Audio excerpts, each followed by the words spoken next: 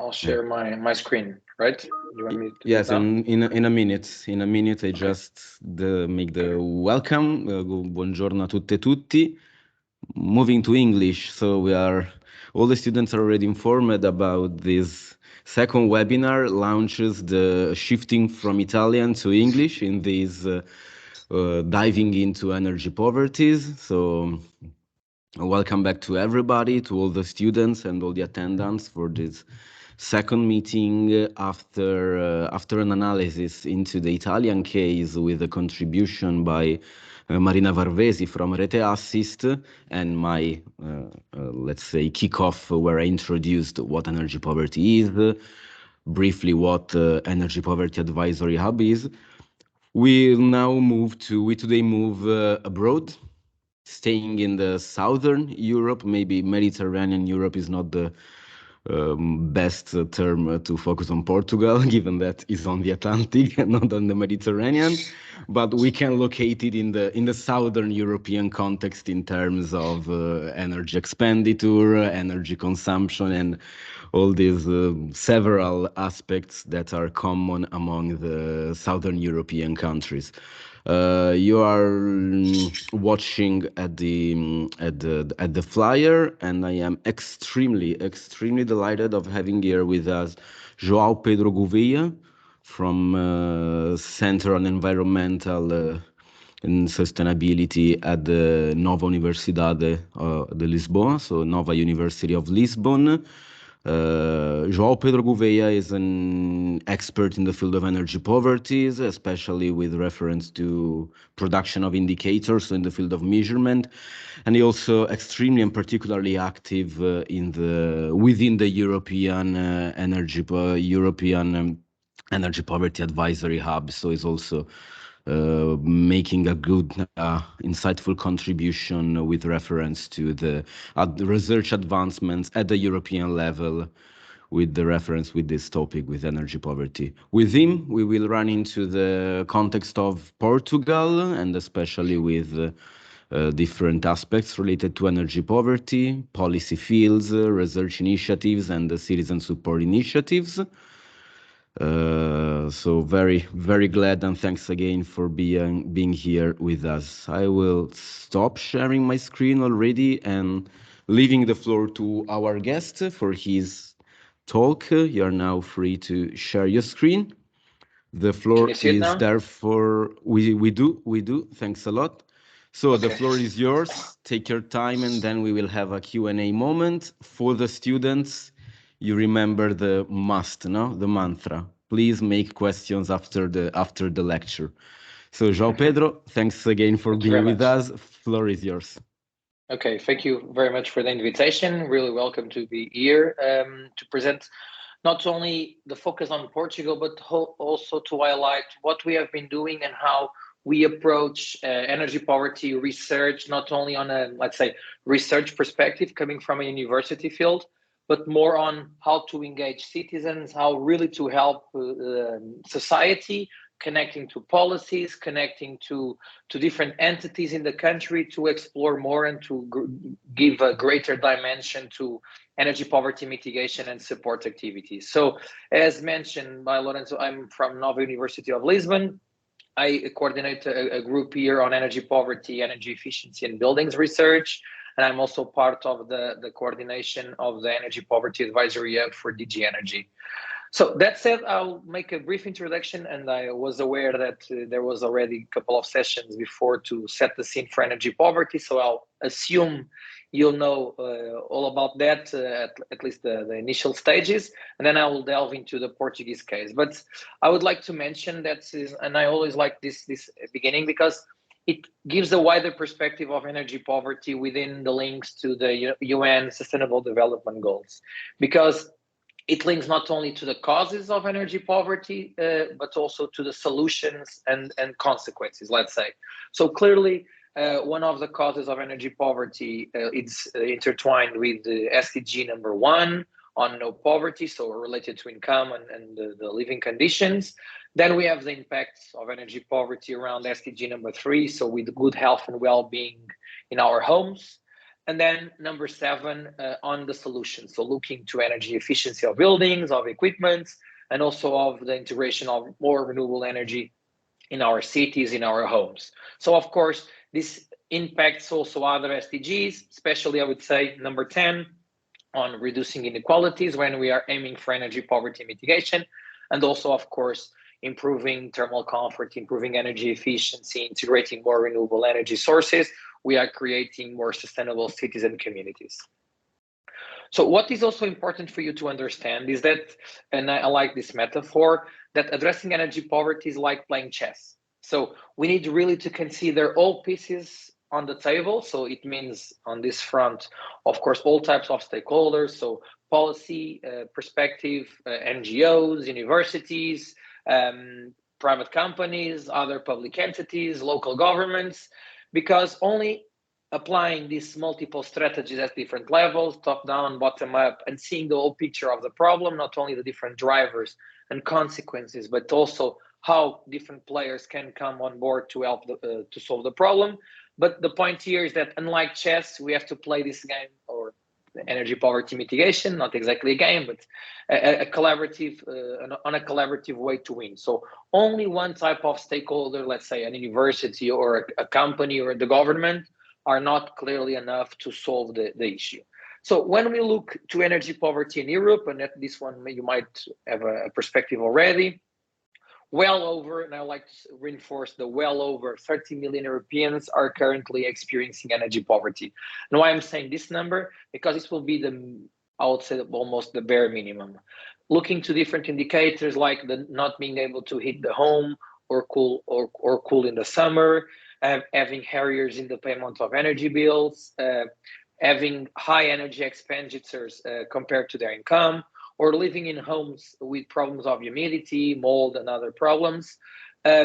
We can have, of course, different numbers at European level. So we can have a scale almost going from 30 million to close to 100 million Europeans facing some or different dimensions of the problem.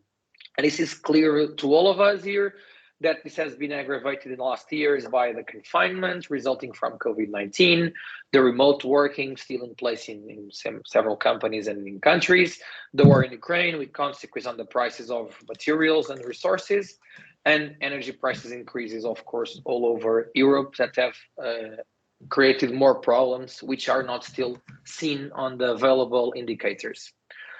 Also, just to have an initial picture on this, these are two of the most used indicators of energy poverty. One is the inability to keep the home adequately warm in the winter, and the other one is arrears on utility bills.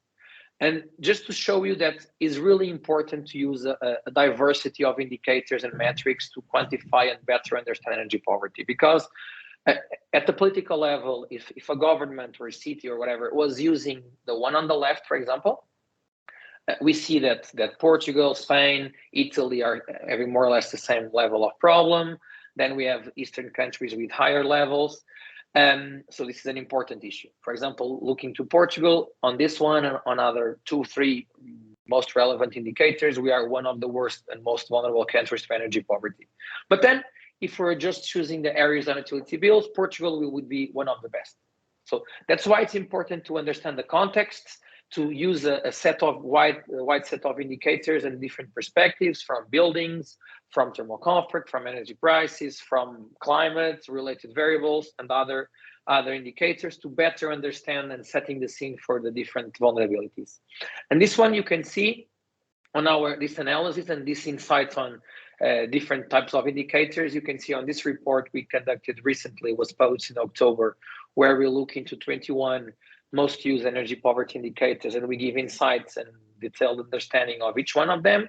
And we have also the online EPA, so the Energy Poverty Advisory Hub indicators dashboard, where you can go throughout the years, different countries, and they also extract information for you to further analyze on our EPA dashboard. So looking more into the challenges and what we came into to show and to discuss. So as I see it, there are, of course, different challenges around energy poverty, and I like to summarize them in 4 areas. So the definition, which in some countries is a problem, others is less of a problem, but it kind of sets the scene and kind of build the basic structure for the other three challenges and for promoting activity on energy poverty mitigation. So clearly it's the problem of measuring and monitoring, quantifying the levels of energy poverty in the different regions of a country, identifying households, selecting indicators, not only to do let's say one moment in time photo, but also to enable regular monitoring. So we need to select also indicators that are able to show us progress of different policies.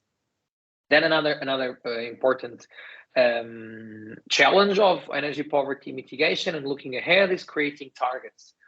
So on energy efficiency, on deep energy renovation, on reduced energy prices, and in more liberalized markets and more interesting markets for the citizens, how conduct and payment supports and expenditures reduction, and of course, important layer of information, knowledge, and education. So how we can set different targets in different perspectives of these multi-dimensions of energy poverty to see advancements and progress on the issue. Then, of course, to develop and to reach those targets, what are the policies that should be implemented and measured? So it's district scale, it's building, it's household level, it's looking more to energy efficiency and integration of renewable energy sources, or it's more on the social side, on social tariffs, for example. So this is something every country, every region, every local government might be thinking soon if it's not already conducting this issue. So now going into Portugal and why, so I'm focusing in Portugal, of course, because it's my country. It's where we have been conducting research on this area since 2016.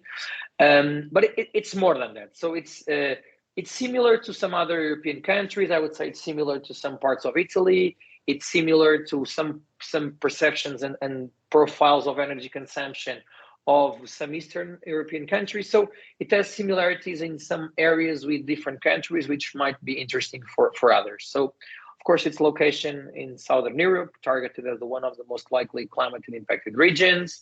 We have a very low energy consumption per capita level and in the households. There is, in theory, some need for some convergence with other European countries with similar climates. Of course, I'm not comparing Portugal with Sweden or Norway, but with Spain, with Greece, even with Italy, and so on. We have ongoing, and in the past few years, a really high uptake of solar energy integration, which of course can change the profile of households' energy consumption.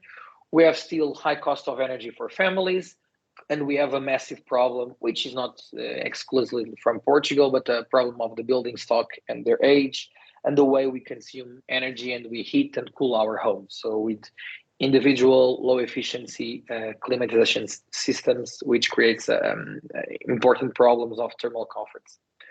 And then we have this bottleneck, which is a bit clashing with decarbonization, carbon neutrality agendas, and then policy at European and national scales, because we might need a lot of the households and a significant part of the population, in fact, to increase their energy services demand. So to increase their energy consumption, of course, we need to find a way to do it sustainable, but we need, because people are really cold and in the summer really hot in their homes. So there is a wide gap to fill into this thermal comfort perspective. But of course, we also need in tandem to reduce energy consumption, but the idea is to be through increased energy efficiencies, replacing old systems by new ones, more efficient, that can deliver the same energy services, but at a reduced energy consumption levels. So also to better understand the country, we have already around 1.5 million energy performance certificates in the residential sector. We have as first homes around 3.6, and we have around 6 million buildings overall. So this shows us that we have already some significant efforts to know more about energy efficiency of our building stock. And as you can see on the figure, it is pretty inefficient. So around 70% of the already certified buildings are equal or below C class, so below the mandatory regulation of thermal comfort of buildings, the current regulation. And what we know more about Portugal, using really the standard indicators being used for energy poverty assessment throughout Europe. So we are the 5th country with the larger percentage of the population referring to inability to keep the house adequately warm in the winter, so almost the double of the European average. Back in 2012, last time this data was collected, we were the 2nd highest country with population reporting problems of cooling in the summer, with almost 36% of the population, really high. We have a quarter of our homes with problems of leaking roofs, damp walls, and problems of floors and windows and so on. So just after Cyprus, so we are the 2nd worst country in Europe. But then we have also problems. So it's not only about buildings, it's also about the inequalities of incomes. We are higher than the European average on the Gini index, so income inequality. We have electricity and gas prices. So most recent data of 2022, we are already below the European average. So in the last 2 years, we got an improvement of the reduction of the electricity and gas prices. And as I mentioned before, so we have a lot of the building stock with problems of energy efficiency. Overall, this means what? That we have probably around the solid numbers are between 2 and 3 million Portuguese people are under some kind of energy poverty condition. And as I mentioned, so if you are seeing one indicator, it can be lower. If you are seeing one other, it can be higher. But on average, combining all the data available, we could say, and it's also unfolded on our draft version of the national strategy, which was recently put online. We have around 2 to 3 million Portuguese people. So showing now more what we have been conducting throughout the recent years on this, and what are the methodologies, what are really the results and the insights we are getting from our projects. So one clearly is the assessment we have been conducting since the beginning, like when we started this around 2016, looking more to energy poverty, was wanting to know more about what's happening within the country. Because what you can understand with those indicators are a comparison between countries. Fine, Portugal might be worse than Cyprus in some conditions, or better than Italy or Germany. But for public policies, not only at national level, but at local level, we want to know more also about our region. So what's happening in the north or southern of Portugal or the islands or so on. So for that purpose, we started developing a methodology to map the energy performance of the building stock, like the structure of the buildings as the driver, one of the key drivers for energy poverty problem. And for that, we have worked in the past with developing a methodology to align with the performance of buildings regulations, so the methodology they use also for calculating energy needs. And we consider information from climate regions, from building typologies, from detailed building characteristics. So we currently have been using over 500,000 of the energy performance certificates. So the raw data, the width of insulation per region, the type of windows, the type of roof, the walls, and so on, to characterize different buildings. We have also information of the heating and cooling systems. We have information of the real energy consumption coming from statistics, and we combine that to assess an energy performance gap. So difference between the theoretical demand for comfort in our homes with the real statistics. And for that, as I was mentioning, we have already over 264 building typologies representing Portugal. And that allowed us to conduct research at really a detailed spatial scale. So we have the 3,092 Portuguese civil parishes, so below municipality. Portugal has 300, slightly over 300 municipalities, but we have 3,092 smaller regions. So, and we have been mapping that around thermal comfort for heating and for cooling, so the summer and the winter, to better understand what are the regional vulnerabilities related to energy consumption and the building stock. So this is already in a publication you can see. If you, then I put this on the slides, you can check specific publications with more details on methods and results on the slides. So that was the base to start building what we developed and what we call the Energy Poverty Vulnerability Index. Back in 2017-18, we won a prize on social innovation to tackle energy poverty from Ashoka Foundation, Ashoka and Schneider Foundation at European level, like identified as one relevant tool to support energy poverty mitigation. And we have been using that throughout to support local policies, national policy, and linking to other topics I will show you in a second. So, and why this was relevant? Because we wanted to know on energy poverty within the country, in which building do people live, what are their energy needs in the summer and winter, what is their energy consumption, from which type of equipment, what is their socioeconomic background. And because there was at the time, and there is still, in fact, a large debate within both the academia and policy arenas on what are the best methods and approaches and indicators for measuring energy poverty at multiple scales. So it's something we have been working a lot, not only on the energy poverty advisory with some publications you might want to see on our website, but also in the work more specifically in the university, with different scientific publications looking to different dimensions of the issue at different spatial scales. So what we wanted at the time was to develop this high resolution spatial scale composite index. We already combine socioeconomic perspective of the population with buildings, with regions characteristics to identify hotspots for local action. So to see where are the most vulnerable regions, where public policy and efforts should be addressed. And this is also on this publication on energy reports, where you can see where we combine that detailed level of assessment of buildings with different indicators for socioeconomic details to better understand the country. And this allows us to do what? To this kind of analysis. So we can look to the country at the larger scale or zooming in specific regions, supporting local authorities to do other projects and to diagnose energy poverty in our country.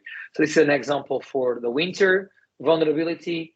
This is for the summer, and why it's important, and I always wanted to make this distinction on our work. It's not to combine energy poverty as a problem throughout the year, like an average. It is important to distinguish from my perspective what is the summer vulnerability and the winter vulnerability, specifically because this problem of energy poverty, and specifically in UK and Ireland called fuel poverty, was more focused on the winter problem. So when we started doing this, I wanted also to highlight the problem of the summer vulnerability, which in fact in the country, in Portugal, is high, as in Spain, in Italy, in Greece, in Malta, in Cyprus. So these are real problems for Mediterranean and Southern European countries, which should be recognized. So that's why we are always doing this distinction between winter and summer vulnerabilities. So this is kind of what we used in the beginning to unfold what was happening in energy poverty in Portugal, the diagnosis situation, which has been really useful. We have been conducting regular updates, so coming from new statistics. So usually we do annual updates of these figures. This is pretty relevant and pretty impactful, not only for research, but also for policy and also for the media. So this has a lot of impact in the media, and we have seen a lot of journalists wanting to know more about this and then going to specific regions to understand the lived experience. So of course, our analysis comes from statistics, coming from energy performance certification, energy consumption statistics, building structure and buildings allocation in different regions.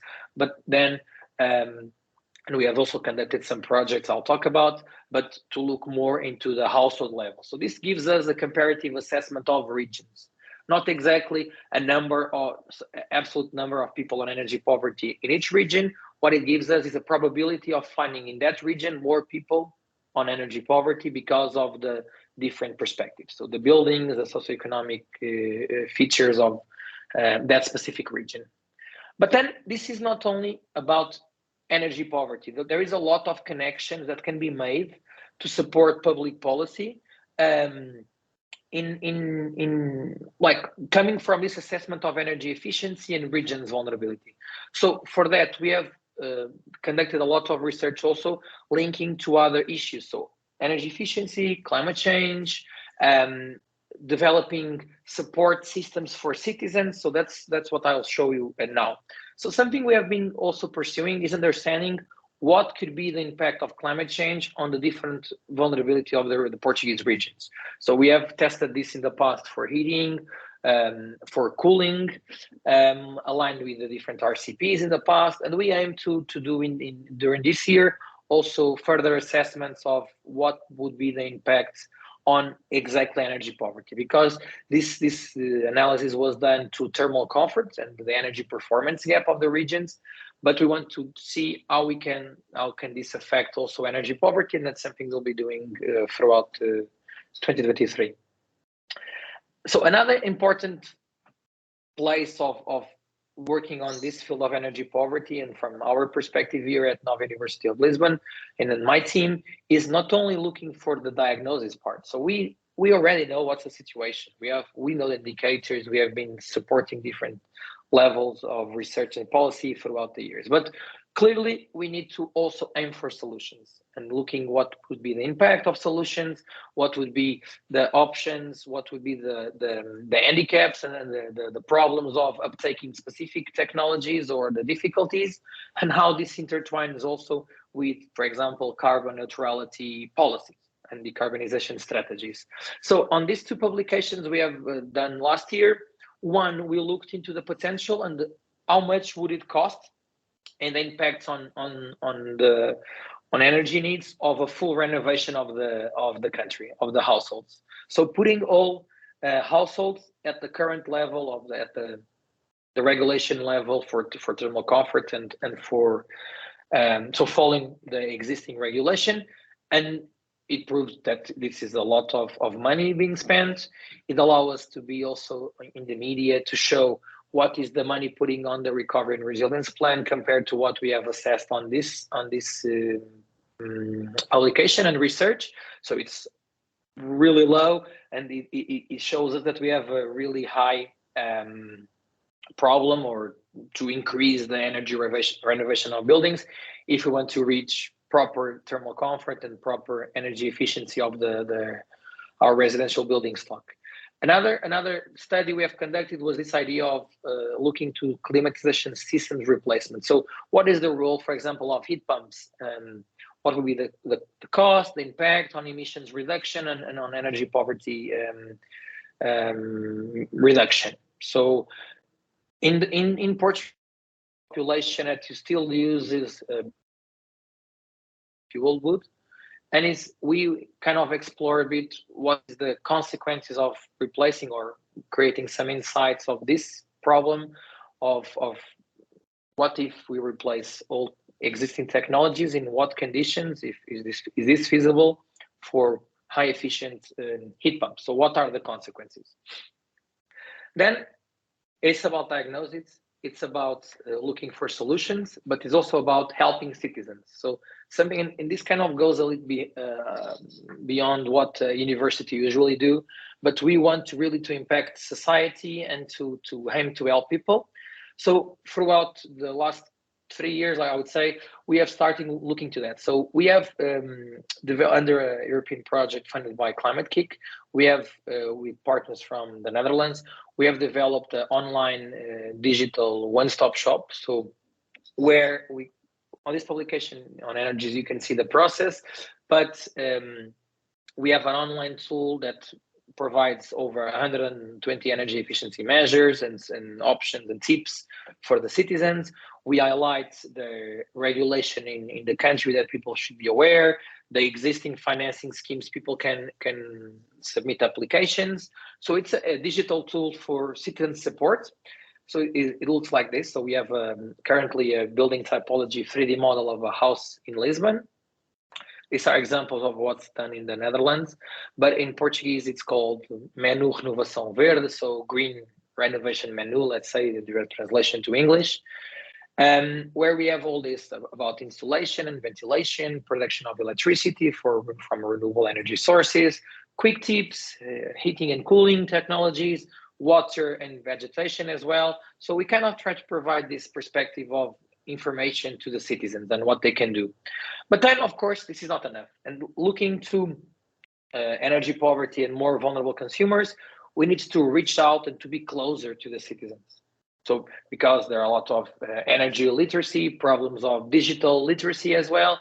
So a digital tool clearly is not enough. It's good for a wider set of the population. Of course, I've shown you that we have strong problems of thermal comfort and energy efficiency. So this is good for most people.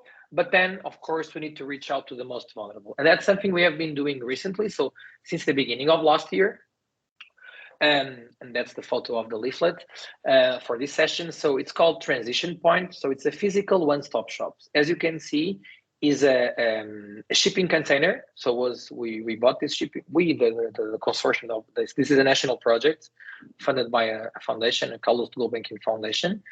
And so we bought a shipping container, we renovated, as you can see, we painted, we put some nice visuals and sentences to attract people to what we do there. So what we try to do and what we are doing in the last year and around the year is to go around 3 municipalities near Lisbon. We want to design a replicable model for support and monitoring vulnerable families to energy poverty, and looking to different phases of the issue. So diagnosis. So we are conducting surveys to the people that come and talk to us. We identify improvement measures. We go to their homes to better understand what can be done. We give support for energy bills and looking for different types of tariffs and suppliers. And we also support them identifying opportunities of funding schemes and allow them to understand, or we support them understanding what might be the documents needed. And ultimately, we can even support them submitting the application. So we are trying to give this almost doorstep support to different locations nearby Lisbon, and see how this can be implemented at the larger scale, so at the national and maybe European level in other testing areas. As you can see, maybe Portuguese is not that far from Italian, so we do not focus on energy poverty because there are a lot of research and projects show the stigma that might link. So it's more about here free support, energy efficiency solutions, reduction of energy expenditures. We talk about, do you want to improve your thermal comfort in the house and reduce energy expenditures? And inside the containers, as you can see, we have some infographics about energy consumption in the house and some tips. And we have also done capacity building of young people in the neighborhoods we are working with, to know more about energy. And they are the ones going to the households of other citizens in the neighborhood, so their neighbors, to make a simple energy audit, let's say. Not a really deep energy audit, is more a light energy audit where we can provide already some recommendations and then forward the citizens again to the container to see what are the best solutions for them and how can we help them. Then our research have been also really critical for national and local policies, as I was mentioning. So our work and this basic information on the really deep knowledge about the regions and the energy efficiency and thermal comfort and energy performance of buildings in the different regions, we have been using that in the past, back in 2017-18, where we were developing the carbon neutrality roadmap for Portugal here at the university. So as looking for buildings, we have used our knowledge and the detailed specifications of each building typology, energy needs throughout the different regions to build and support the energy demand of the future for households. So this been using a methodology I've been working since 2012 also, and we are able to give this information also of buildings retrofitting potential, looking by region, by building typology, by building age, and type of building component. So as you've seen in the previous slide, when I talked about different solutions and the cost of the different solutions for renovation of homes, It's split by windows, by roof, and by walls improvements and insulation and so on. So we have different costs and different potential for different regions based on the building profile, let's say. And our research and this work on thermal comfort and energy poverty and buildings energy efficiency, we're able to bring this to the national policy level. So on the energy poverty and on the carbon neutrality roadmap for 2050, we see on the final results and the final infographics of the residential sector in the Portuguese policy, we see a lot of references. So 4 references to thermal comfort, insulation measures, and so on.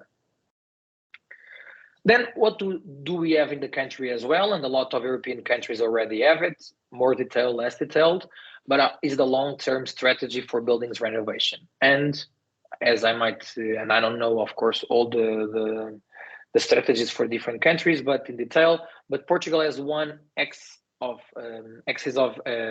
focus, of action on energy poverty mitigation with some numbers and objectives of total investment to be made until 2050. So it's pretty aligned, in fact, to the numbers we got from our research. So it kind of benchmarks pretty well, and we can understand the differences.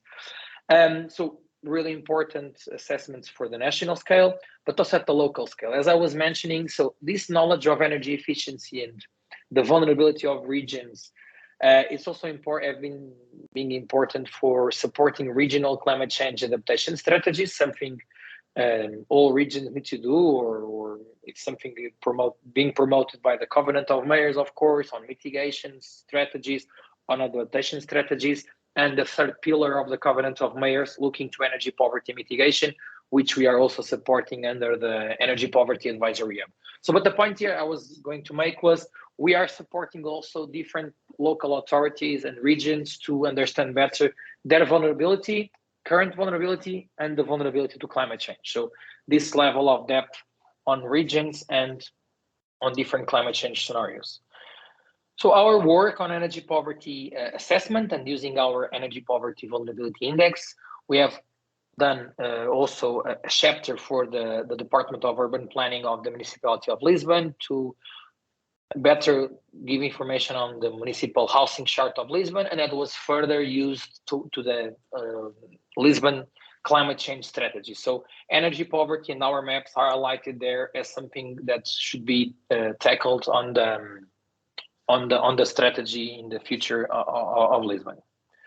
Then, because this is also relevant for other European countries, we have already a draft version of a national strategy. So curiosity here, the government launched the first draft of the strategy, which I helped to build it at the time in April 2020.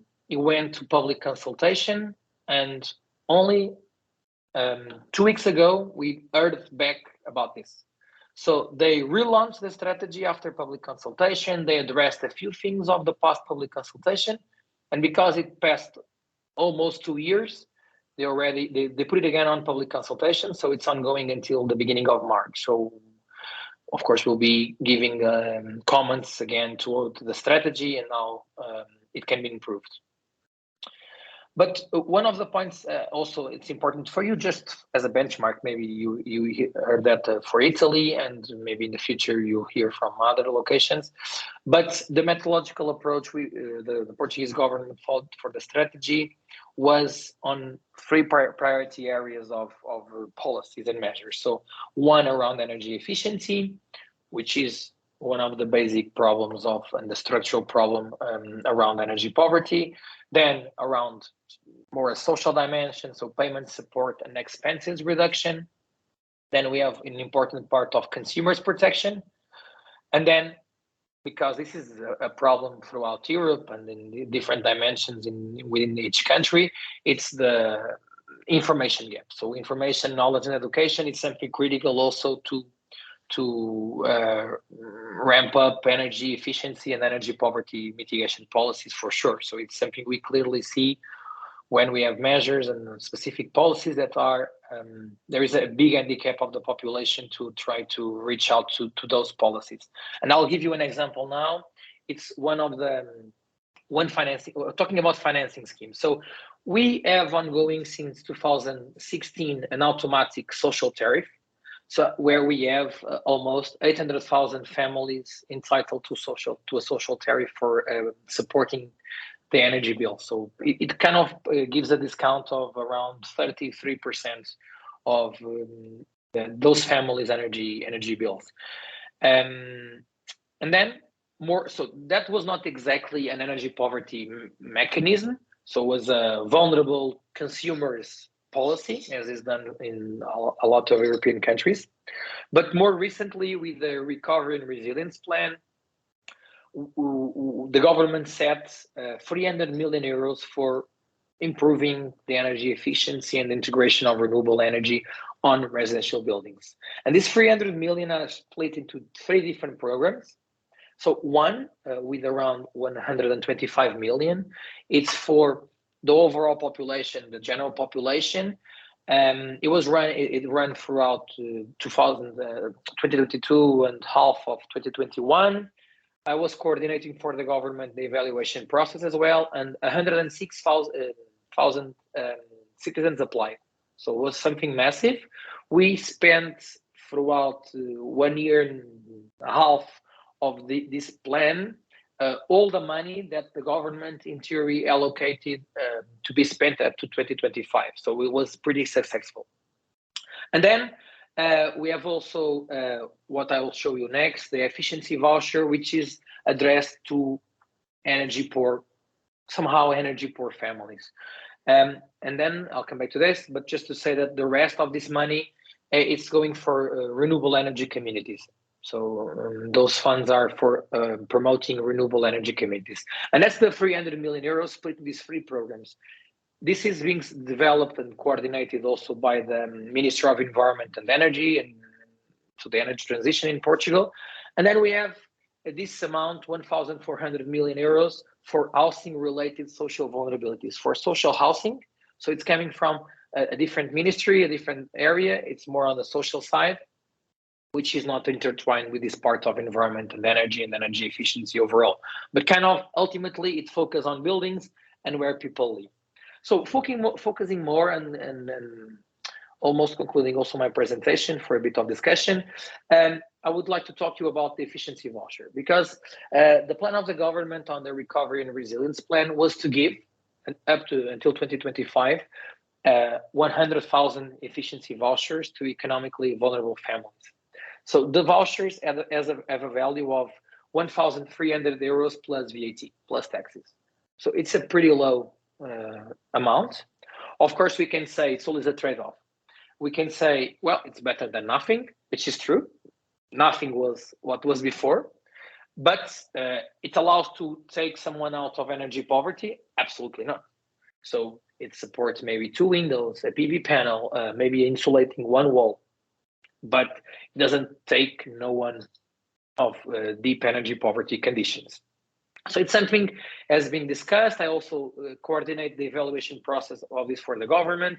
So I give internally a lot of suggestions to improve the design of this and the past program, because there are 2 key pieces and funding schemes for the renovation of buildings and energy poverty mitigation. Just for you to be aware, because maybe some of you will work on this in the future and might know a bit more about the program in Portugal. So what's the criteria to have access to this voucher? It has to be living on a Portuguese mainland, so no islands. People have to receive the electricity social tariff, so with already some social criteria. That cannot be living in a social house, then they need to own the house. That's another problem we have seen with the program, because in the first call for the program, the government wanted to give 20,000 vouchers. So the idea was in the first 3 months of the project, when the fund was open in 2021, sorry, the end of 2021, the government wanted to give in 3 months the 20,000 vouchers. We are currently in February 2023, so 1 year and a half almost come by, and only 19,000 people submitted applications. After the evaluation of the initial criteria, the government only gave 12,000 vouchers, and only 5,000 persons, families, used the voucher with the company to do some renovation work. So this is less successful than the other program, which is open to the different for the whole population, which clearly shows the information gap, the knowledge gap. People do not know what they can do. People do not know about this program, this funding scheme. So it's something, by the different initiatives I've been showing you, we are promoting. Yesterday I was on national television on the afternoon showcasing this program and talking about also our tools and the transition point, the container, to show people like we have this ongoing, the country, the government have this, apply. Nobody knows about this. So it's a bit tricky when we have 800,000 people, families receiving the social tariff, and only in a year and a half we only have 19,000 families applying for the efficiency voucher, which in fact is free money people entitled to have the voucher can receive. So just another idea, because that's something we have been pursuing throughout the years. It's to bring this to public attention. So it's not only about publications, scientific publications, specific projects. It's about really to bring this to the media, bring this to the public, to enlarge the scale of the pressure towards more policies, more plans, more funding, recognition of the issue. And it's something we've been able to do. So our research has been highlighted in several newspapers, media, radio, TV, and so on, which is pretty relevant because, again, it's not only about conducting research, it's about amplifying the impact of the research and this area that is so significant and creates social, economic, and environmental impacts. So as only final messages, and the first two are pretty generic, it's applied to every country.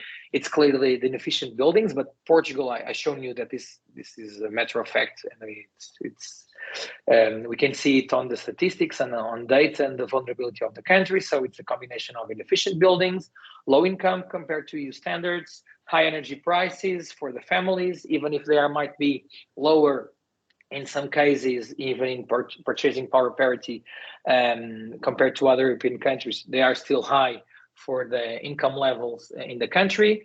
Of course, looking to solutions, and that is something we keep pushing, keep putting the pressure on this. It's looking to improving the energy efficiency of the building. So the passive measures, it's about insulation, it's about windows, it's about roofs, and then only it's about the heating system, and then maybe after the integration of renewable energy. Of course, all of these three are important, but priority should be given to the passive measures where energy needs are reduced and avoiding to consume more energy, even if in an efficient and sustainable way. And one thing from our research and even working on the energy poverty advisory, what is obvious is that it's national level, it's not enough. So we need to look into regional level, we need to study the different situations within the country, looking to NGOs, social authority, local authorities, social entities, playing and reaching out closer to the citizens to see how we can not only diagnose, but also identify and address better different levels of measures. And another thing I think it's really important, and it's kind of what we have been already conducting with the different Portuguese players and entities we have been working throughout the different projects and initiatives. It's this idea of having, and I know that in Italy you have even two observatories, one more formal, one more informal, coming from universities there. So it's important to have somehow an observatory or a knowledge hub center, as I call it, to bring these national and local agents and stakeholders to trying to better understand and address the problem and promoting more knowledge and more insights for policies and for different funding schemes and so on, promoting knowledge exchange. So thank you. Thank you so much, João Pedro. Thanks a lot for this very insightful and in-depth overview of the Portuguese context and what you have conducted over the past years recently. And A first comment that comes to my mind, while the students and all the participants are free to write down or even to raise the hand, just a comment before opening the Q&A. It looks that, like, my perception was that over the past years in Portugal, you worked by avoiding, or rather overcoming fragmentation in addressing energy poverty, which is something that actually maybe affects some other national contexts, as that for Italy maybe. Of course, it's not a race, it's not a challenge between winners and losers in focusing on energy poverty. It's a transversal theme that hit differently many member states, many countries, but actually here in Italy, for instance, where we worked on the institution of an observatory, a measurement for Italy based upon the low income, high costs, traditional ways of measurement, like we are addressing, but there is this sort of weakness, so it's still a weakness between research and action, between conducting research activities and disseminating them and raising a sort of public awareness on these issues.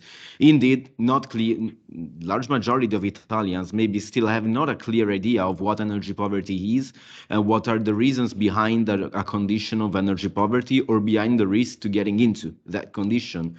In this context, it seems that there are much less fragmentation, and so even a more well-structured organization between governmental activities, academic and research activities, and other something else. If not, given your response, maybe is different. Yeah. Well, I think so. The government only started looking to this probably 2 years ago. So, and I was saying that we work on this topic starting from 2016, and so there was a lot of alone work of my group here. So trying to promote this diagnosis, knowing more about the problem, to be on a position really to support not only the government but local authorities. So it was something. So this is a kind of a balance. I don't think everyone can replicate what we have been doing on this impactful situation at different levels, because we are in, let's say, I would say, privileged position. First, I was already working on this, and I knew some policymakers and some institutions and different entities working on this field over the last 15 years almost. So already there was a background here. And then there was, Portugal is small. So compared to Italy, of course, it's smaller. So there are less players, less people involved. And of course, it kind of started slow. And I think only more recently, in the last 2 years, we have more agents, more people working on this. Because there were maybe 3-4 years, we're only us. So it was able us to kind of grow and be having a pivotal role on this energy poverty diagnosis and assessment in Portugal. And then I think it's a build-up. So we start small, we start looking to research perspective, solutions, and better understanding how we can enlarge our impact. So not only on publications, which is super relevant, of course, where we are coming, but also really reaching out to the citizens. And it was a really a lone effort from my team here to reach out. And I think slowly we are building this group of different entities working and supporting energy poverty mitigation in the country. But it was not fast, was not easy. It's a work in progress. And now, of course, with the national strategy. Indeed, it sounds as highly encouraging. So yeah, thanks a lot. And so with this this confrontation, I think I've opened it up. Just another comment before you go into another question, because you mentioned the citizens. And what is obvious for me is that most population do not exactly know what's energy poverty. Like, what is the definition, the inability to access energy? Well, it's not that. It's like people know they are not in thermal comfort. They are cold in their homes. So it's a like they recognize the issue. So when we explain about energy poverty, we show the consequences. We show what are the drivers. People know. I didn't call it energy poverty. I was calling it just cold in my house, right? So that's exactly the point here. So people are aware of the issue, but now we are kind of giving a name to some of the issues people were recognizing. Yeah. Well, we do know that you have not so many times, so I would kindly ask you to all the other participants to be concise. I would firstly leave the floor to those that have raised the hand, and then I will go to talk about what have been wrote in the chat. So Maxim Kolchinov first. Our PhD from circular economy, PhD program in economy. So feel free, and then Hashim Al-Sibai afterwards. Thank you. Okay. Joe, thank you so much for the presentation.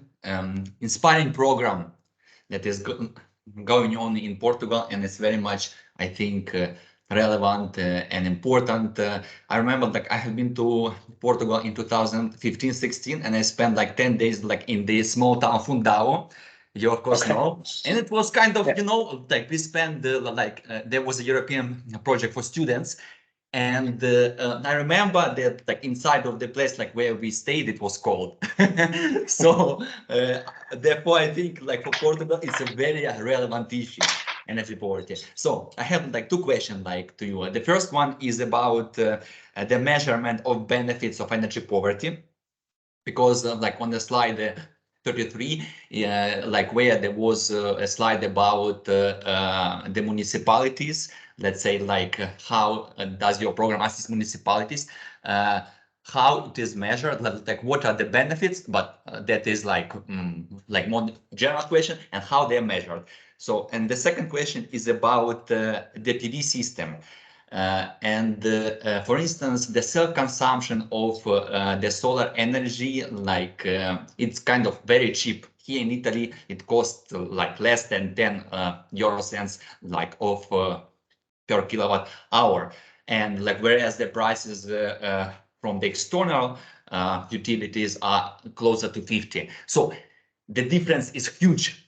And what is the situation in Portugal? If there is some assessment done for the price of the self-consumed solar energy comparing to the price from the external utility.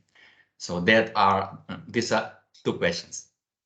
Okay, so thank you for your questions. I will link the first reply also to a comment I've seen by Bruno on the chat. So how is this possible, a country and the Southern European countries having this issue? And it's because, so there are different drivers. Clearly is the income level. So of course, we could see this, the three drivers of energy poverty, the main drivers as income, the energy efficiency of buildings, and the energy prices. So if we can try to see what are the measures to solve one of the dimensions. So imagine we have unlimited money, limited income. There was no problem, right? So we could just spend. So and then looking to the other part. So if energy was free, again, no problem. Of course, on energy poverty, on sustainability, that's the other issues, of course, but no problem of energy poverty. And then we look to the energy efficiency of buildings and equipment. So it means that if everybody had an A+ house, for example, there was still some need for energy consumption, but nobody would be in energy poverty. So the point here is what? It was it's clearly the income level, the historical driver of the income. Then it's clearly the building stock. So for me, it's no doubt. So when I come to this field, there was a lot of research being conducted from a social dimension, which is super important. But I was lacking people from engineering. So I'm an environmental engineer. And I wanted really to bring this perspective of the buildings, the technology, because it's not only about social impacts, which are super relevant, but we need to know more about what are the drivers and what's the situation. And specifically in Portugal, the first building regulation the thermal comfort regulation came into place in 1990.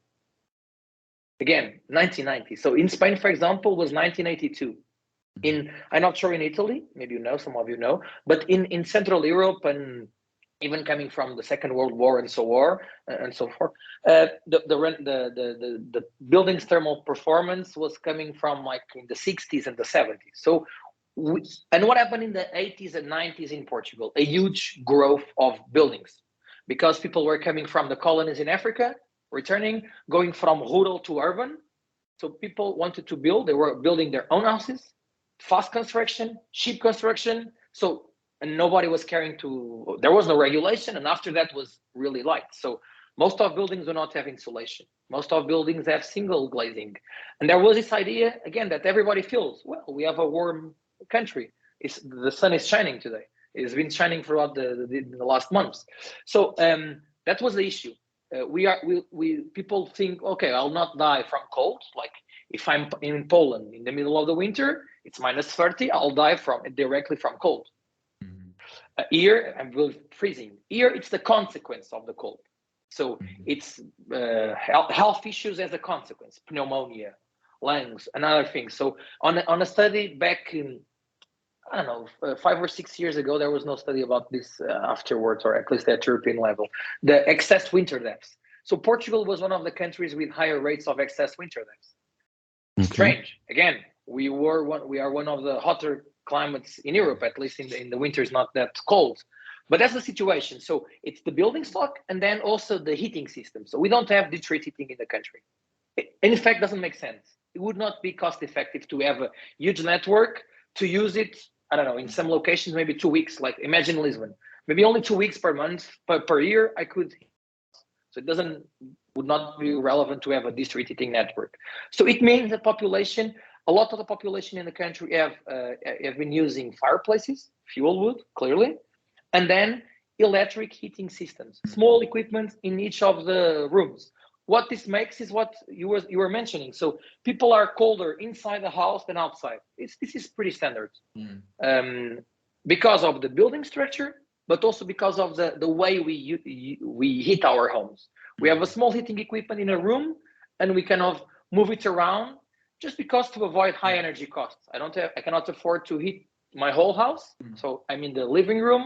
It's fine. Now I'm going to the room. I'll pick up the heater and going to other. So this is an important situation to recognize also, this underconsumption. That's why the energy performance gap was so big also in our analysis, coming from the theoretical and the real energy consumption. But only looking to statistics and comparing different countries, this is not understandable. So we need to look into what are the contexts. So this is an important thing I want also to mention to you, what are the contexts.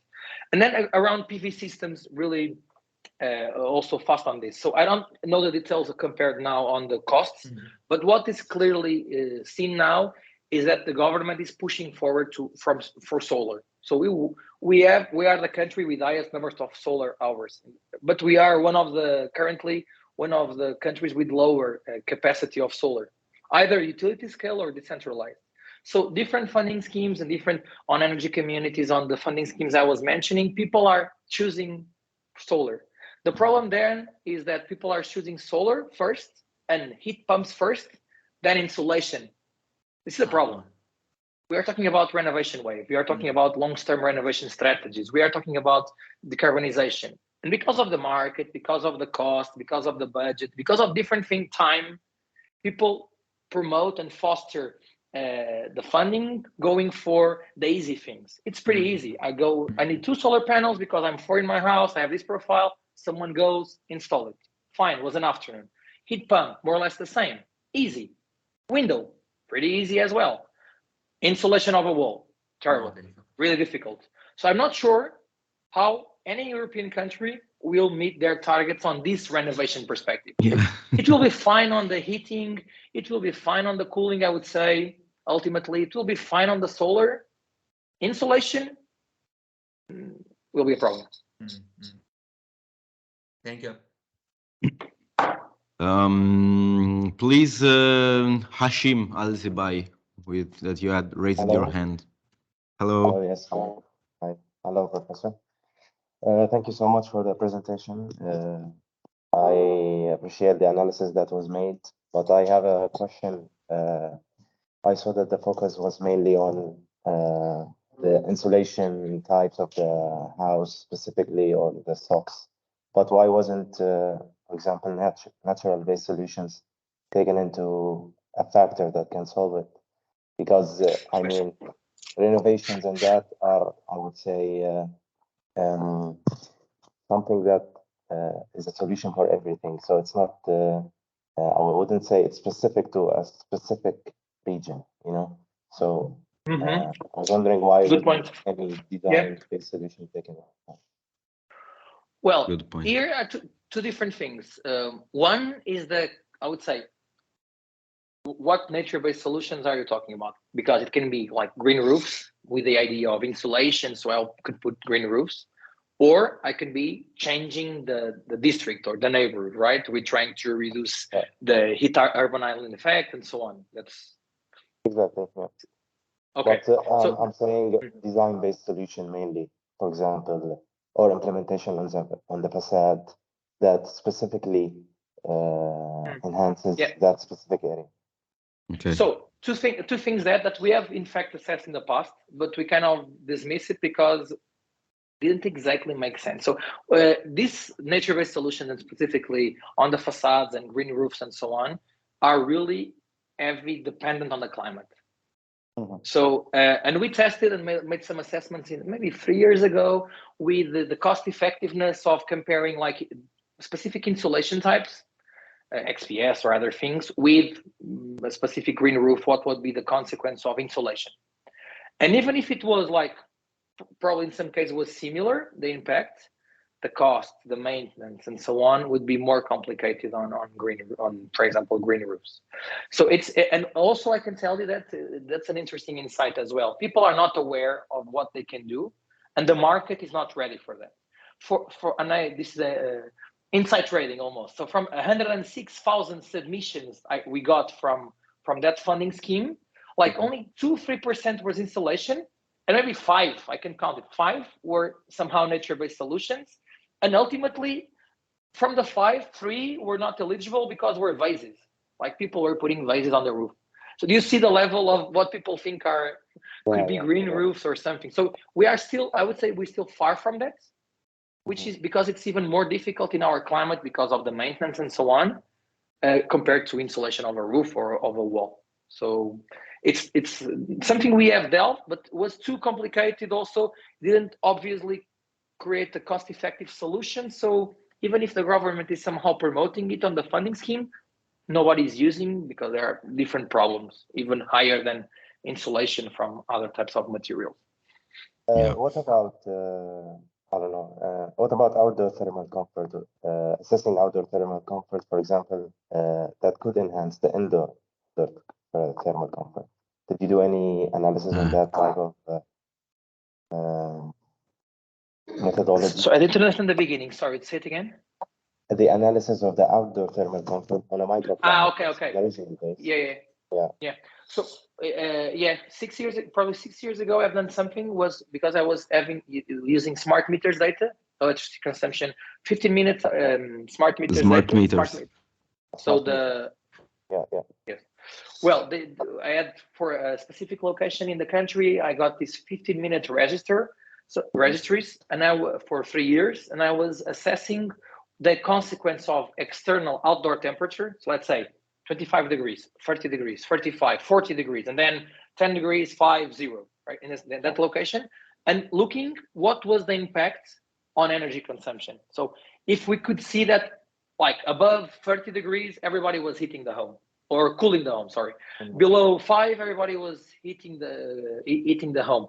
And that was interesting because we could see that not everybody was heating or cooling the house with extreme outdoor temperatures.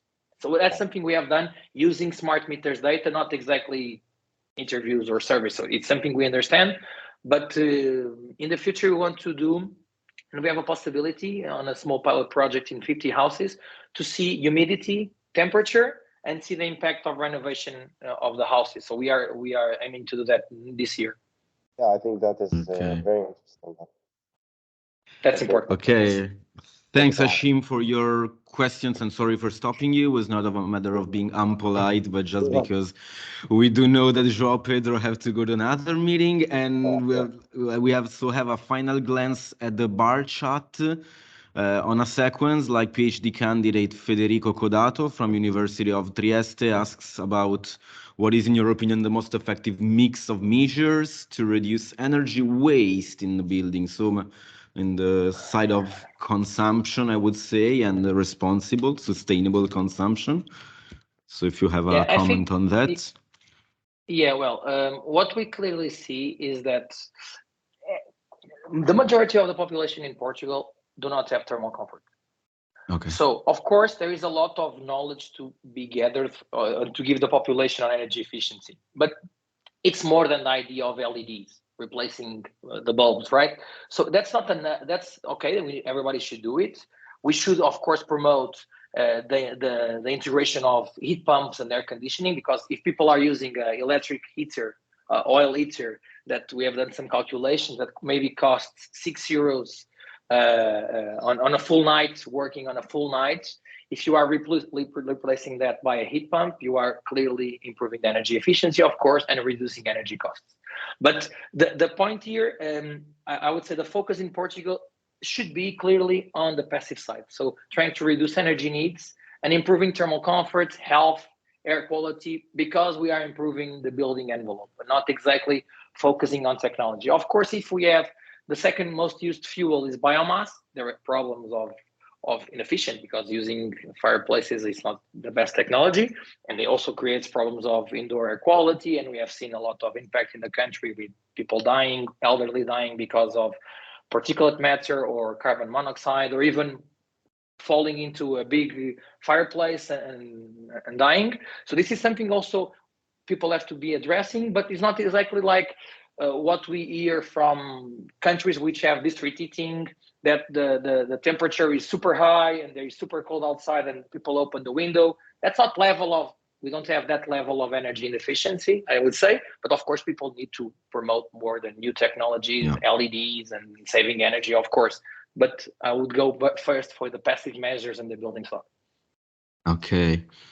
Then Valeria Leonardi wonders whether there is a correlation between energy poverty and the number of family members within a family, for a household. Well, I can go to that question of Valeria and also the one from Andre for final comments.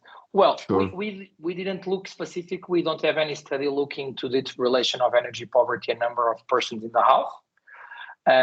We at the current level and from our past research, we kind of look more into regions to this idea of supporting public policy more and national policy. So less the individual person, but in fact, one of the activities we are conducting on the Energy Poverty Advisory Hub and their technical assistance, and you maybe hear more about this later in one of the sessions, but there are 3 or 4 running in Italy, technical assistance programs of municipalities, Modena, Milano, there are some there, and in Portugal there are 2. One of them, we are there is another group of researchers working with us, going into the households and interviewing people to know more about the lived experience. So we cannot do the regional diagnosis, what's the building situation, what can be made, but they go to inside the house. So we don't do that here. We try to merge with other teams to do that. Regarding the housing, the rented or owned. So this is, Portugal do not have as a bigger issue on this compared to other European countries, because a lot of people own the house. So the problem, of course, there is a problem of the renters. That's something on the energy efficiency voucher. We've seen that a lot of vulnerable consumers, energy poor consumers, are renting their house. So they should be entitled also to the energy efficiency voucher. It's something I think the government, that's one of my recommendations to them. I think it will open soon, probably, that possibility. But we don't have the level of the problem some other Central Europeans have, because we own the houses. It's more about information, it's more access to funding, knowledge. What exactly can I do if I have 5,000 euros? People do not know. Should I go to insulate 2 walls, PV, a heat pump, a window?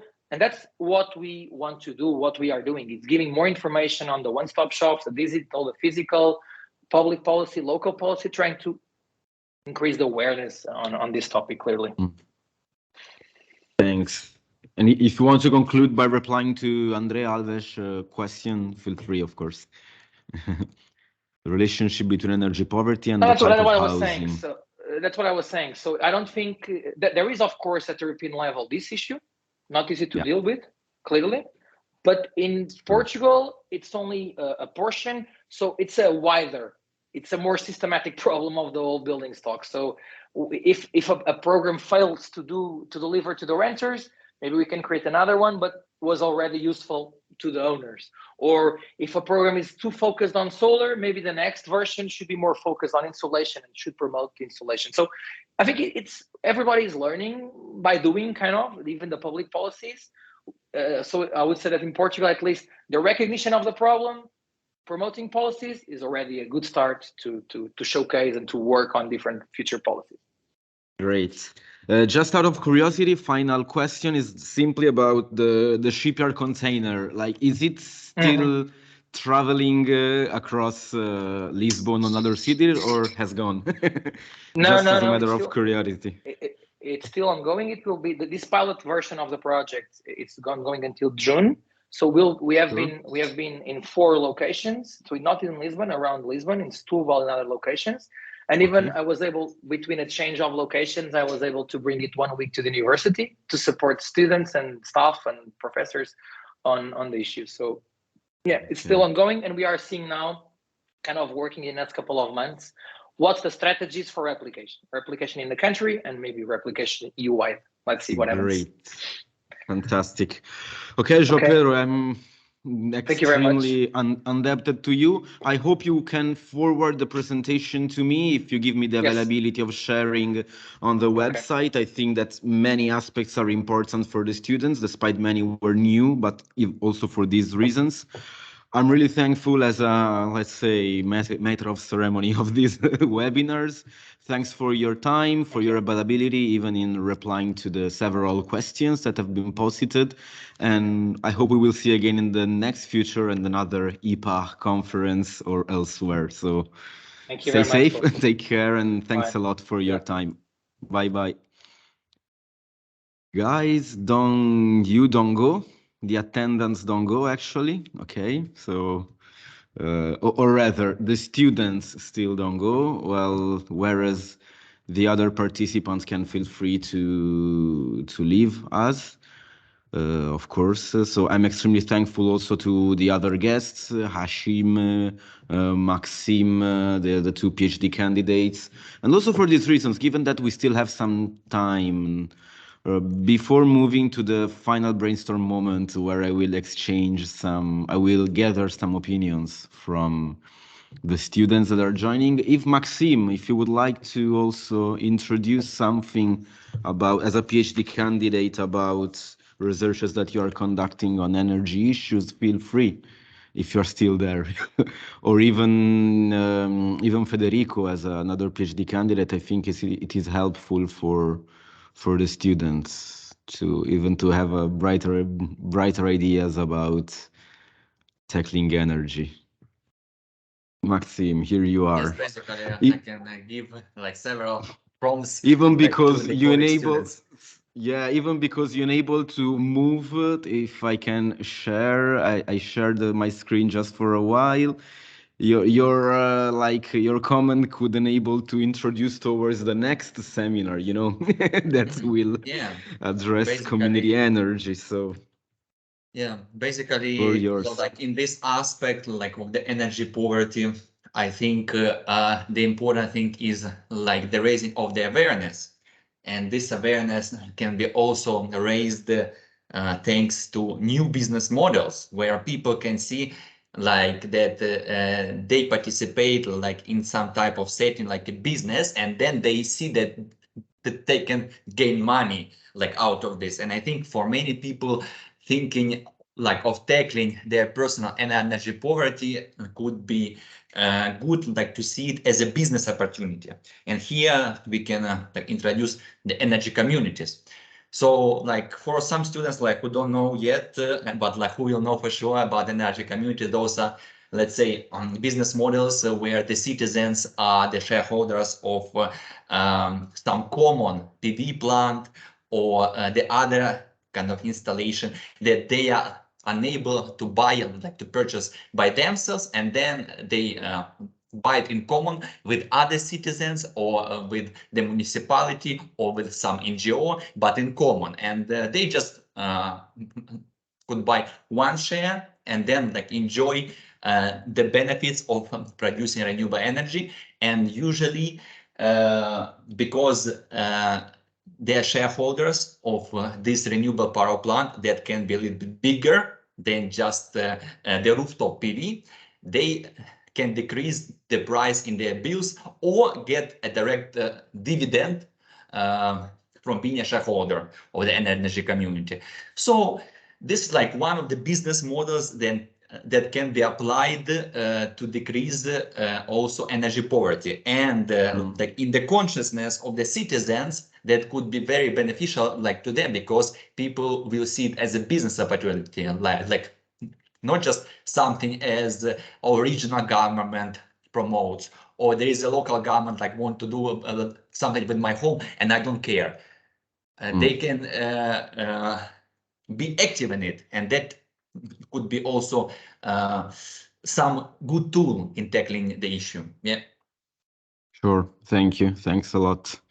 Thank you. So yeah, Maxime is addressing renewable energy communities development in his PhD pathway at the Department of Economics and Management. We met each other, well, a bit a year ago, but we also met, and last time we also had a long time to discuss at a conference in Bolzano, Smart and Sustainable Planning. How was it called? SPCR is the acronym. Smart and Sustainable Planning for Sustainable Cities, or something like that. Yes. Or organized something like that. Organized at EURAC, which is a research center based in southern Tyrol, in the city of Bozen, in Bolzano, which is like well-known research cluster and research center on the sustainability issues in urban and non-urban contexts. So this is just even to give to the students a larger framework about the relevance and the heterogeneity also of different perspectives, studies, and exchanges of ideas and projects, or even outcomes from projects among different disciplines. Like me and Maxime have different backgrounds, but we have these shared ground, common ground of energy communities as a field to deal with. Okay, I do think that as for now, we can maybe move back to the Italian language just for continuing the final exchange and ask of a first feedback to the students. So for the non-Italian speakers, we will apologize me for Maxime in particularly, and even Hashim. But as I said before, so don't go, okay? Feel free to go ahead on. If you have something to read, your new paper or something, feel free. I can talk now Italian a little bit, un poco italiano. Yeah, or you can even exactly training your Italian listening moment, but it will be for a short time in this respect. Exactly. No, so before I say please don't go to all of you, please don't go. Avete visto la serie Jeffrey Dahmer che c'ha quella canzone Please Don't Go? Anche per rendere un po' meno complicato, dai, un po' meno accademico il confronto. A me Dahmer è piaciuta moltissimo, devo dire. Non che mi venga da emulare il protagonista nelle sue strampalate iniziative, però c'è quella canzone Please Don't Go che mi è rimasta molto in testa dopo averla vista. Allora, grazie ragazzi. Credo che posso anche togliere i sottotitoli in questo momento. Thanks Hashim, thanks to you. Thanks to you for the participation and even for the question. Keep in touch. Feel free to join us for the next webinar. Will be not on Tuesday, but on the next Wednesday. Allora, disattiva sottotitoli in tempo reale. Grazie ragazzi della vostra partecipazione. Non so se l'abbiate fatto sotto mia pressione o no, spero di no, anche perché le domande erano effettivamente sensate e congruenti con quanto è stato raccontato dal nostro ospite. E tema non facile, perché sono state dette tante cose, serviva avere delle competenze preesistenti di un certo tipo, che voi sicuramente non avevate, ma non era un problema ovviamente, quindi avete imparato qualcosa di nuovo vedendo in maniera immediata una serie di appunto ragionamenti e anche di attività di ricerca che vengono svolte dalla scala nazionale alla scala regionale sino a quella municipale. Questo richiama anche la logica multilivello con cui ormai si ragiona e con cui si risponde attraverso delle arene di governance rispetto a diversi ambiti di policy, l'energia come anche le politiche sociali e come anche altri contesti altri ambiti di intervento. Se siete d'accordo, io ora vi chiedo di andare su vclap.com. Ok, aspettate, prima, sì, potete già andare su vclap.com. Io ora condividerò con voi, certamente, ve lo metto subito qui, Giovanni. Se voi andate su vclap e mettete il codice Carnia, chi è... probabilmente adesso magari riesco anche faccio una condivisione di schermo che vi facilita forse la comprensione, insomma, il perché vi faccio fare questo esercizietto. Allora, chi ha seguito il corso, il laboratorio di fine gennaio, ormai sa già come muoversi e sa anche di questa mia ossessione ormai di cambiare i codici eventi usando diversi luoghi, diverse località o sottoregioni della regione Friuli Venezia Giulia, no? La cosa simpatica è che per quel laboratorio avevo utilizzato tanti contesti, insomma i nomi o di fiumi o di piccoli paesi tra Monfalcone e Trieste. Quelli che hanno avuto la maggiori intuizioni hanno poi capito che l'ultima giornata ci saremmo occupati di Monfalcone, quindi tanti piccoli spoiler per vedere, per indirizzarli verso il contesto su cui poi abbiamo ragionato riguardo anche a questi temi. Codice evento Carnia, vclap.com, e vi chiedo quale webinar vi è piaciuto di più. Siate sinceri, cioè ovviamente, ecco, voi state mettendo preferenza per il secondo, vi si chiederà di rendere conto ovviamente a Marina Varvesi. Ecco, vedo che si bilancia. Ovviamente verrete messi di fronte ai vari relatori giustificando la preferenza dell'uno dell'altro, quindi ovviamente dovrete difendere la vostra scelta.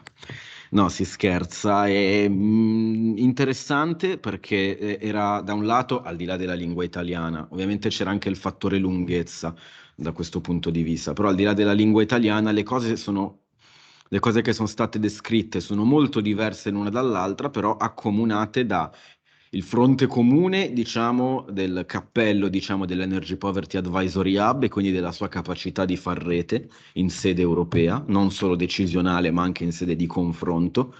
Quindi questo ci aiuta anche a vedere come ricerca e azione si integrano, si cerchi di integrarle sempre di più come diverse sfere.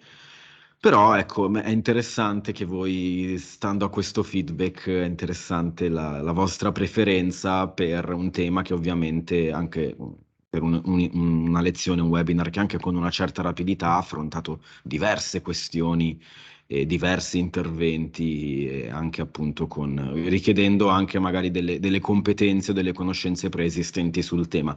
Io non so se la mia introduzione o le lezioni che avete avuto modo di seguire, magari quando appunto nel laboratorio che avevamo fatto a fine gennaio, seguendo il corso Società Territorio Transizione Energetica, o quando quasi 2 anni fa avevo presentato il tema della povertà energetica in un corso del professor Carrosio, forse non erano strumenti sufficienti per comprendere pienamente quello di cui abbiamo parlato oggi, però insomma di sicuro sapevate orientarvi, e il feedback insomma devo dire che è abbastanza gratificante da questo punto di vista.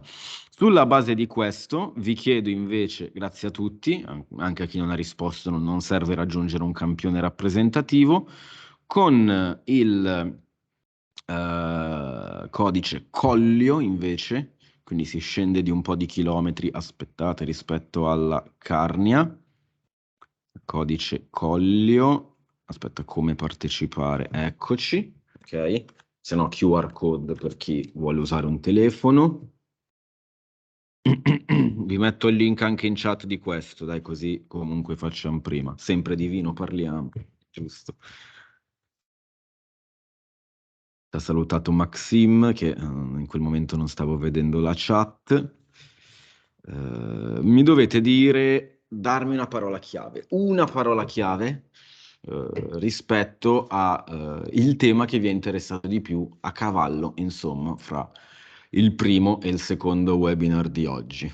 Quindi uscirà una word cloud, a meno che non abbia sbagliato la modalità diciamo, di sondaggio. Forse sì. Ah, eccoci.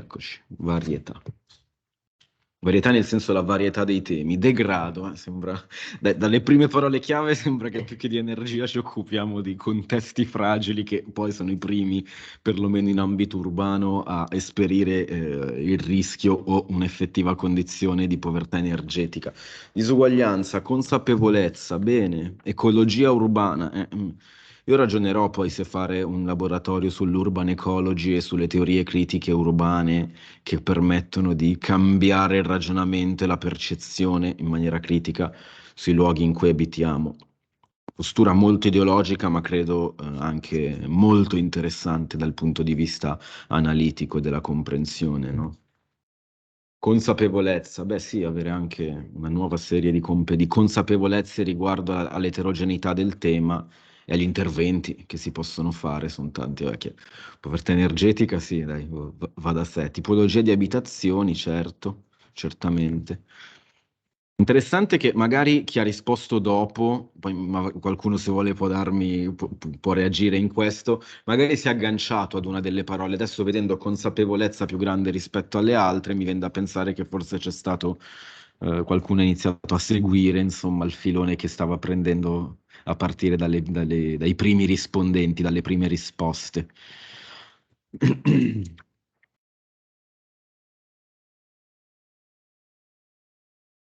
Bene, molto, molto interessante anche da questo punto di vista.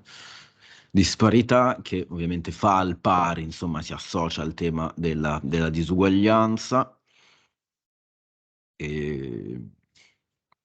No, ma molto colpito di oggi effettivamente il carattere sistematico con cui sono state non solo presentate, ma ovviamente non avevo da complimentarmi rispetto alla presentazione con un collega che appunto ha anche informato delle sue ricerche il governo portoghese, quindi in questo senso non c'era da complimentarsi sulla presentazione in sé, ma anche sul carattere sistematico con cui sono state svolte le differenti ricerche. Molto ordine, chiarezza degli obiettivi e ripeto, non è che sia una sfida tra paesi europei o anche tra paesi dell'Europa mediterranea e dell'Europa del Sud, non è una gara che arriva per primo, anche se poi c'è un po' questa tendenza sul tema delle comunità energetiche, ovviamente, ad esempio, e inizieremo a parlarne col terzo webinar. Il tema delle comunità energetiche rispondeva poi da parte degli Stati membri a un iter di recepimento anticipato delle direttive europee. Quindi questo recepimento c'è chi lo ha fatto prima e c'è chi invece non lo ha ancora avviato, ad esempio.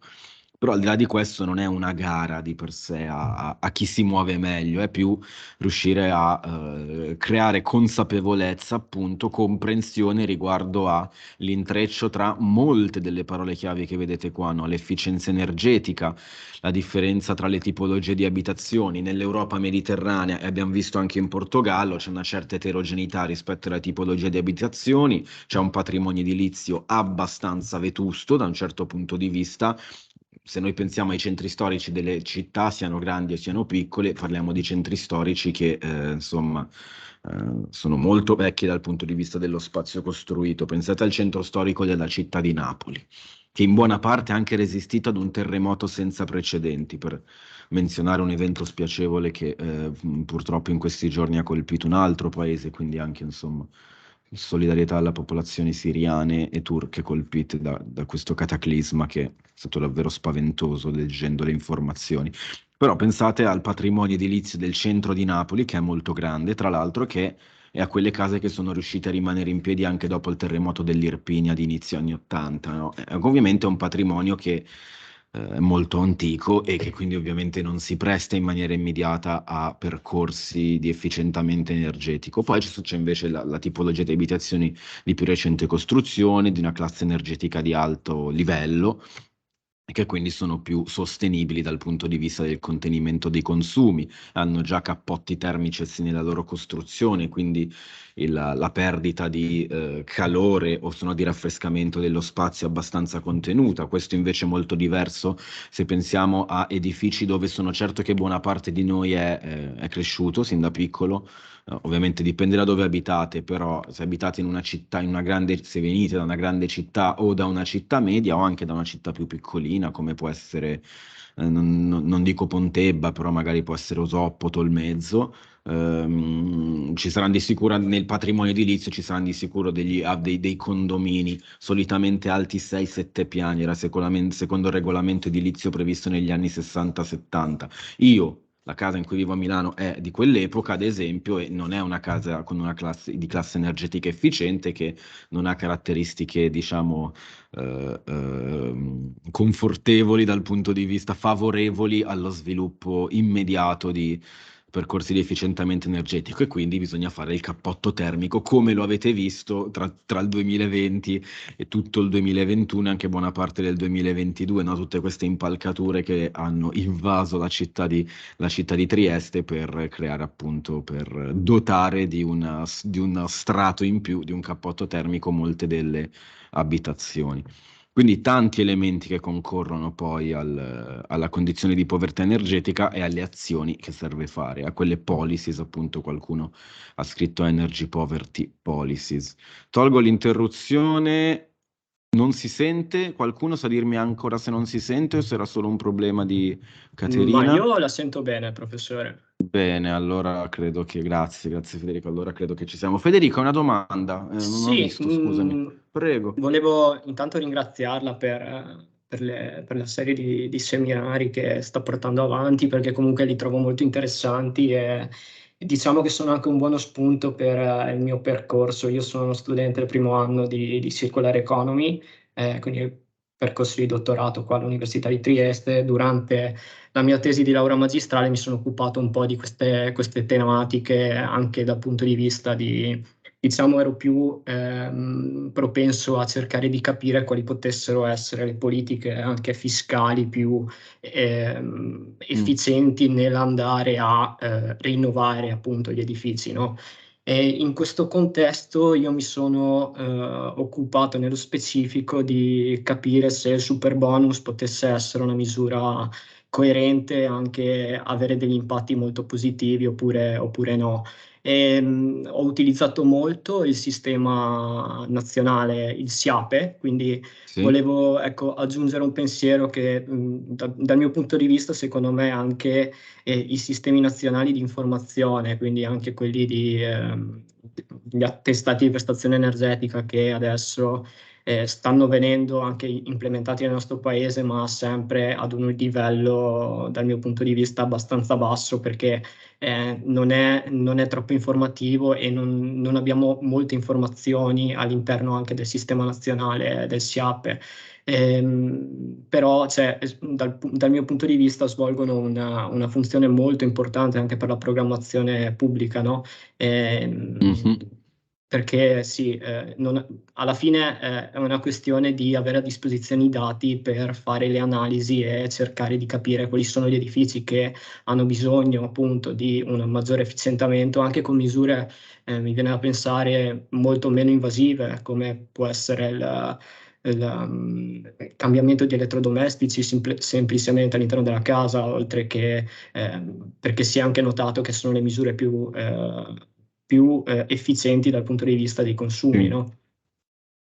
Non so lei cosa ne pensa in questo senso. Ma era senza mobilitare, diciamo, competenze, ma proprio da cittadino avevo, diciamo, dei dubbi legittimi sul utilizzare tutta la logica dei bonus come volano effettivamente per accelerare il percorso, diciamo, di transizione energetica perché non si risponde solo con un vettore, cioè l'abbiamo visto anche oggi rispetto a tutti gli interventi che sono stati fatti. Quindi concordo ovviamente anche sull'utilizzare come leva la sostituzione di elettrodomestici laddove possibile, o se no migliorare verso la dimensione dell'efficientamento energetico a partire dal dispositivo più piccolo aiuta, anche perché forse riesce a dare alla famiglia, al consumatore finale, che fino a che non si è iniziato a parlare più concretamente di comunità energetiche non aveva ruolo nel sistema energetico inteso come sistema sociotecnico, ha anche strumenti più tangibili per capire come può modificare, migliorare i propri consumi energetici in un'ottica di sostenibilità. Ovviamente poi come integriamo noi questi ragionamenti con attività di ricerca o questioni di più ampio respiro e anche di strategie nazionali, perché la sostituzione della lampadina con quella più ecosostenibile, più a basso consumo, o laddove c'è la disponibilità economica, la sostituzione della lavatrice obsoleta con una lavatrice più recente, rende tangibile, probabilmente lo si vede anche con la differenza tra bollette, se uno fa un confronto di anno in anno, insomma, di bolletta in bolletta, rende ovviamente più tangibile la strategia che può adottare il singolo consumatore. Come integriamo però la dimensione domestica effettiva di questi cambiamenti verso una logica di sostenibilità con strategie nazionali, ovviamente? Diventa difficile. E allora la logica dei bonus, che era ovviamente preesistente al bonus 110, che ha ovviamente esacerbato, enfatizzato questa traiettoria di intervento sullo spazio costruito, riesce ovviamente a trovare, a dare una cornice a questi interventi, però su un vettore. E allora è un vettore che forse rischia di toccare tanti aspetti in maniera però forse anche non del tutto tangibile. Siamo sicuri che un cappotto termico riduce la povertà energetica? Noi sappiamo che è tra le azioni di contrasto della povertà energetica e nessuno la critica, e ripeto, anche qui non c'è una logica di soluzione migliore o peggiore, c'è una coesistenza di diverse traiettorie che si vuole scegliere. Il nostro partecipante oggi, quando ha chiesto sulla nature-based solution, un altro tema ovviamente interessante, quindi ci si confronta anche con un'eterogeneità di interventi. Riesce a migliorare ovviamente le prestazioni energetiche degli edifici, allora ci sarà meno spreco, ovviamente, no? Meno spreco di calore, tutte le questioni di carattere tecnico, ingegneristico, tra l'altro, dell'edificio, legittimando anche la traiettoria futura. Oggi chi costruisce edifici lo fa tenendo in considerazione questi aspetti, che poi riconducono anche al fare la cosiddetta LEED, si chiamano LEED, la valutazione appunto della performance di sostenibilità di un edificio. Ovviamente la cornice di senso, prima che cornice di policy, mi verrebbe da dire, entro il quale riusciamo a fare ordine sui diversi interventi, va costruita un po' di volta in volta, e c'è sempre Anche un capire, rischio di... Sì? anche capire il target, quali sono le famiglie da ingaggiare, no? Per Nel l'appunto. senso, Ma ok. sì? No, vai, scusami, stavo No, interrompendo. pensavo misure ad hoc per famiglie con redditi, diciamo, più bassi rispetto a quelli che possono permettersi interventi anche più invasivi. Eh sì, che poi anche in questo senso, appunto, la misura ad hoc, se oggi in Italia, se andiamo a chiedere un ISEE a una famiglia, sappiamo che si può beneficiare di un bonus energia. La letteratura sull'eco-welfare, su, diciamo, il tema della sostenibilità all'interno dei percorsi e delle agende di transizione energetica, cosa, diciamo, obietta nei confronti della logica del bonus, come avevo detto credo nelle slide introduttive dei webinar, che sono un sostegno ai consumi. Non sono una modifica non rispondono ad una modifica dei consumi, non rispondono in maniera tangibile a una riduzione delle condizioni di povertà energetica nella complessità in cui va intesa. Risponde per quanto riguarda la capacità economica, la capacità di spesa a livello economico delle famiglie. E sappiamo che è predominante, perlomeno in Italia, visto che dobbiamo alla Banca d'Italia la definizione di povertà energetica per il nostro paese. Però la sfida secondo me interessante è quale coesistenza si crea tra diversi percorsi, cercando anche di capire quali diventeranno quelli più adeguati, perché abbiamo visto la logica speculativa che ha invaso il bonus 110% nell'epoca appunto, nella rapidissima ondata di azioni post-pandemiche, che poi non erano tanto post perché venivano prese quando la pandemia era ancora ben... si esprimeva al meglio, anzi, nel suo contagio. Poi appunto c'è il sistema del sostegno ai consumi e poi tutto il resto va scoperto. Il legame tra comunità energetiche e contrasto alla povertà energetica è embrionale. Inizia ad essere consolidato in letteratura, ma è embrionale per i policy maker, è embrionale per i decision makers che ancora cercano di capire cosa sia effettivamente una comunità energetica. Quindi ovviamente l'ordine delle cose non deve essere poi gerarchico, però bisogna capire in che direzione, insomma, cosa succederà da qui a poco tempo. Se ci ritroviamo tra un anno potremo fare, spero, già ragionamenti diversi. La in questo ringrazio. senso, sì. Grazie a lei Federico per la partecipazione e anche per l'intervento. Allora, direi che siamo in conclusione.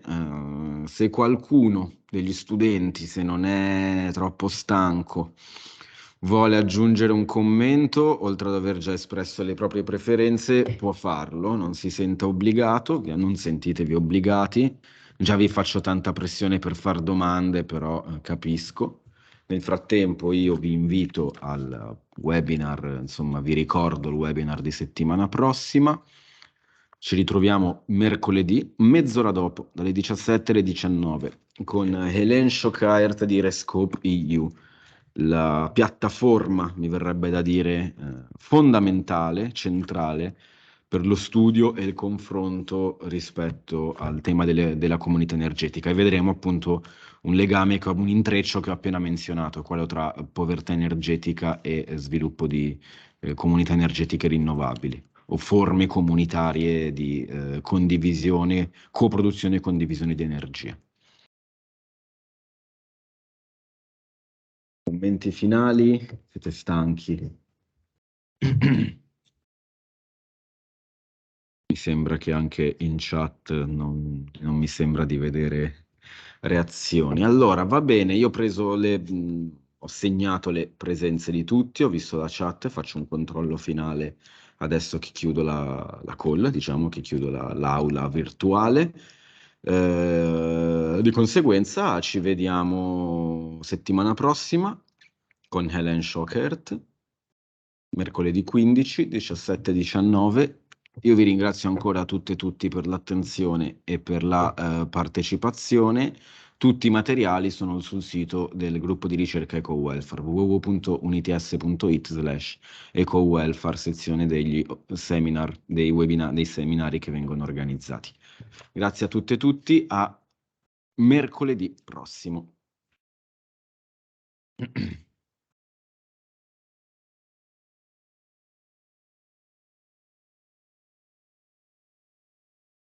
Grazie mille, arrivederci, prof. Arrivederci a voi.